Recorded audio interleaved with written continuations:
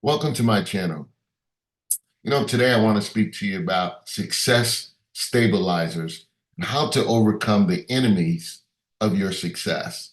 And today I will share the 7 things that keeps people from going off the track as they become more successful. Bill Gates says this: success is a lousy teacher. It seduces smart people into thinking that they can't lose. As you become more successful, you get more power and influence over people. We have learned anything throughout history is that power corrupts and absolute power corrupts absolutely. So, how does one stabilize themselves when it comes to power? Accountability. This is stabilizer number one. If there are no checks and balances in a person's life, they can believe that they got to where they are on their own. This is why there are laws in America to keep people from becoming drunk with power. But those laws are meaningless if they are not enforced. As we become more successful, not only do we get more power, we also have access to the abundance of money. Money in and of itself is not evil, but the love of money is. People lose their morality, integrity, and their dignity every day over money. Stabilizer number two: how do we overcome the temptation of money and its stranglehold over many individuals? Through generosity. Learning to give will allow you to break the stronghold of greed. In fact, if you learn how to give, you will always have a return. There are many stories of people that died and was discovered that they had millions of dollars sitting in the bank. We hear stories of leaving millions of dollars to their cats or dogs. But by the way, that's illegal in America to leave money to an animal. If we have money, we must be able to impact those that are around us, leave an inheritance, leave a scholarship, do something for your community after you've gone. Money's a tool. And if you don't use it for good, it's not worth anything. The more successful a person becomes, their ego becomes enlarged. I like to call ego edging God out. Celebrities, actors, athletes, and the wealthy deal with the sense of entitlement, that somehow that they are above everyone else and deserve more because of their status.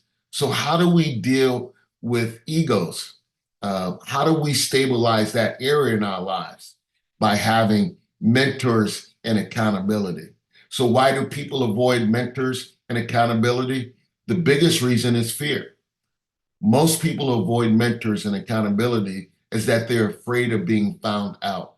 Some people have developed a sense of self-importance in their own mind, that reality becomes the enemy of their self-image. That's why most people don't set goals. That's why people today no longer make New Year's resolution. They don't want to be held accountable to their own vision, their own goals, and they don't want to be found out. They're fearful. And we can't walk in fear. We need to walk in strength. We need to believe and trust that what's in us, that ability to persevere through the most difficult things, will allow us to achieve our goals and our vision. So, how do you overcome your ego because of your success? Stabilizer number four is this: humility. Humility is simply meaning that you are not superior to others.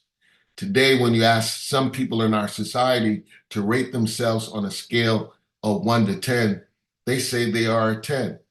And when you challenge them that a 10 represents perfection and no need for improvement, they double down by saying, I may not be a 10 in your eyes, but I'm a 10 in my own way. Unfortunately, that person is delusional. Delusional. No one is perfect except God. Number two, you're not amazing. You're average. Most people don't believe that they're average. Um, it's fascinating to me that we see all of these people who believe that, not only are they a 10, but they're 8 or a 9, but the average person that is in our society, in the world, is barely making it. There's nothing special about us. We are not amazing.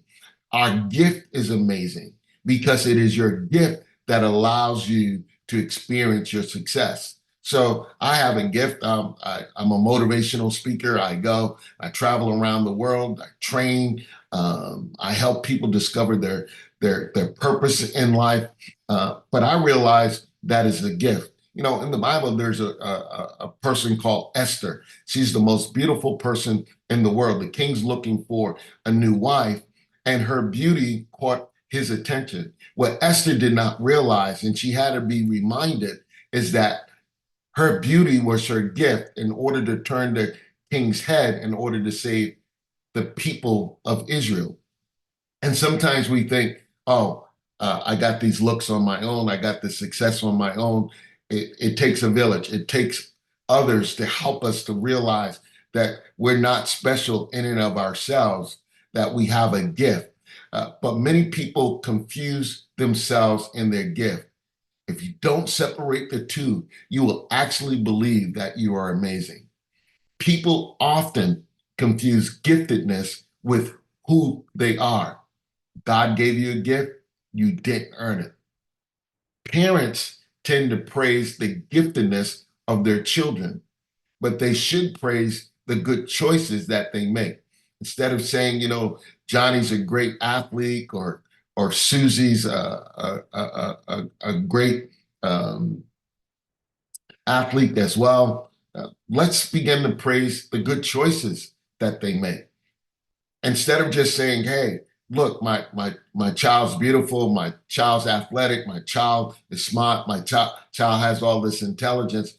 What if we begin to tell our children, you know what, I'm glad that you made that right choice, because if you had made the wrong choice, it would have brought you down the wrong path. Look, choices enhances and maximizes our gift. So when we make the right choice, our gift continues to grow and touch and affect other people's lives. So stabilizer number 5 is this: how do you manage or stabilize your success? And this might sound really weird, but failure. See, success has no purpose or meaning without failure. Failure helps us to change, while success makes us stay the same. If I'm good or great at something, then why change? Many years ago, there was this commercial about a washing machine that never breaks. I thought if it did ever break down, the repairman would struggle fixing it because he had no experience repairing broken wash machines. And our failures help us to navigate through life. It gives us the experience that we need in order to help other people. Success also can be a separator. It can isolate you. The more successful you become, the more you embrace isolation. People who are famous can't just walk into a great grocery store or go shopping at the mall. So what is the remedy for separation and isolation? Stabilizer number 6, community. Learning to serve your community and others is the best way to keep yourself involved with ordinary people and remember where you came from. You know, I grew up in the projects. I was the oldest of 6 boys. My mom was a single mom. And I go back home and I go back to those places to remind me of just how blessed I am today. You know, I never thought that I would have the success that I do. I never thought that I would own 4 homes. I never thought I would travel around the world. And so I have to remind myself. And so that's why I continue to give back to the community as well. You need to ask yourself this: do you want fans or friends? I prefer friends over fans any day of the week. There's a reason why successful people still have many of the friends that they grew up with. They know that they're just as an average person. They know that this person became successful, but this is the person that they grew up with. You know, Bill Gates and Michael Jordan's family are not in awe of them when they walk into the room. It's just that. It's just Bill. It's just Michael. You know, I have many titles. I have achieved so much success, but at the end of the day, my name is Steve. That's it. There's nothing more special about that than having, really good friends, having a family who loves me and cares about me. That's the most important thing. Being a grandfather, three girls, I love that. I love being Steve. Yes, I get to go and I get to impact nations. I get to impact individuals and corporations and companies and individuals through coaching. But at the end of the day, my name is Steve. I want to just be your friend. So how do we break a sense of entitlement? Stability, stabilizer number 7, gratitude. And this is what I was talking about. Learning to be thankful for what you have. There's an old saying, trying to keep up with the Joneses. Trying to keep up with the Joneses will make you go broke. But learning to be content with whatever you have, whether you have a little or a lot. As I travel around the world, I see people in poverty. I see people living in 10 houses. And I come home and I realize how blessed we really are, especially in America. And I think sometimes we sort of forget that. And so we must go from success to significance. Success is all about you and what you have accomplished, while significance is about others and how you value them. Success makes us selfish. John Maxwell says this: if you don't believe you are selfish, you're delusional. It is a great moment in your life when you finally get over yourself. So let's recap these 7 tips to maintain your success. If you're dealing with or you're struggling with power, then you need accountability. Money, generosity. Fear, have mentors. Ego, humility. Success, remember your failures. Isolation, be a part of the community. And when you have a sense of entitlement, gratitude. Let me give you 3 quotes. Success is not final. Failure is not fatal. It is the courage to continue that counts. The first step towards success is taken when you refuse to be captive of the environment in which you first find yourself. It's not whether you get knocked down, it's whether you get back up. And if you want to pursue your full potential, you must make these 3 choices. Choice 1, my standards for myself will be higher than what others might set for me. Great leaders are not known for being satisfied with their current levels of performance. They continually push themselves to reach their potential. They set the bar higher for themselves than those around them do. Number 2, helping people is more important than making them happy. Do you want to lead or be loved? Sometimes leadership, whether you're leading a corporation, a team, a family, or a congregation, a group of people, your friends group, means disappointing people at the rate they can stand. Often it's because people want what they don't need and need what they don't want. That means someone needs to say something, and that task usually falls on the leader's shoulders.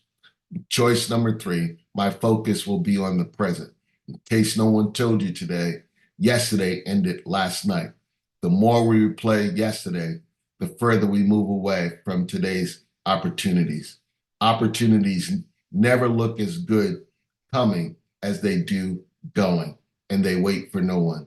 As leaders, we must be focused on our present capabilities, not on our past regrets.